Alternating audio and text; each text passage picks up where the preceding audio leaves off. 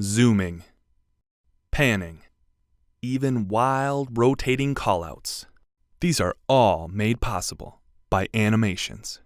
They grab your viewer's attention, and they're great for illustrating concepts. To really understand how animations work, we have to start with visual properties. An object's visual properties are made up of position, rotation, scale or size, and opacity, which is basically how see-through your object is.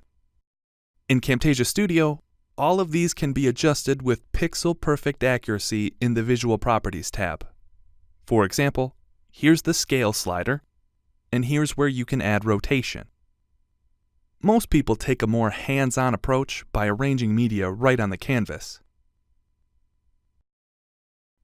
But any adjustments made there are always reflected in the visual properties, so feel free to work back and forth between the two to get things positioned just right.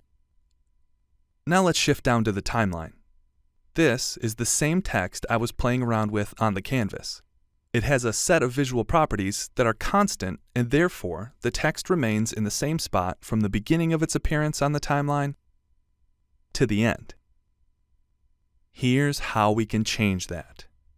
There's a button in the Visual Properties tab that lets you add an animation, which appears as an arrow right on top of the media. This animation is a change from one set of visual properties to another, a bridge from a beginning to an end. And the length of the animation arrow determines how long the change will take, or the speed of the animation. When you first add an animation, it won't appear to have changed anything, and that's because technically it's transitioning between two identical sets of visual properties. So it's really after adding an animation that the work is done. To adjust what an animation does, first select the media.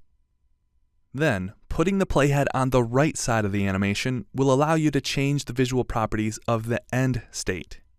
Likewise, putting the playhead anywhere on the left side lets you change the animation's starting point. Also, double-clicking on the arrow will automatically move the playhead to the end state of that particular animation. Now let's go fiddle with that text a bit.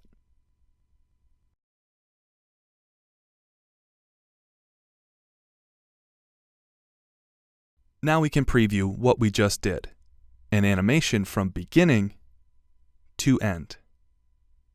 This one's pretty basic. In fact, something simple often works out for the best.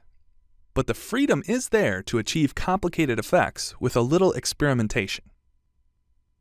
Let's keep going and explore a couple more animation options. By right-clicking on an animation, you can choose to copy it. Right-click again, and you can then paste that animation. This would be useful, say, if you wanted a set of different images to all animate in the same fashion. Right-click again. Here's the option for setting the easing. Your choices are to have no easing, or to ease the animation's in and out points. Eased animations move at a variable speed, moving slower out of the gate and easing into the finish.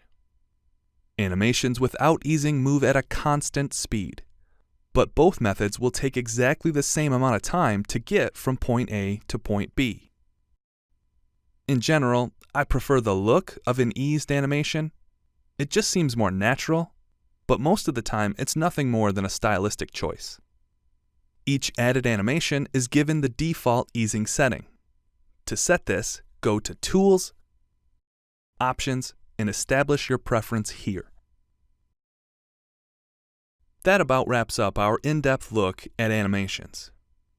With a little practice, you'll be directing attention and sending things flying across your screen in no time.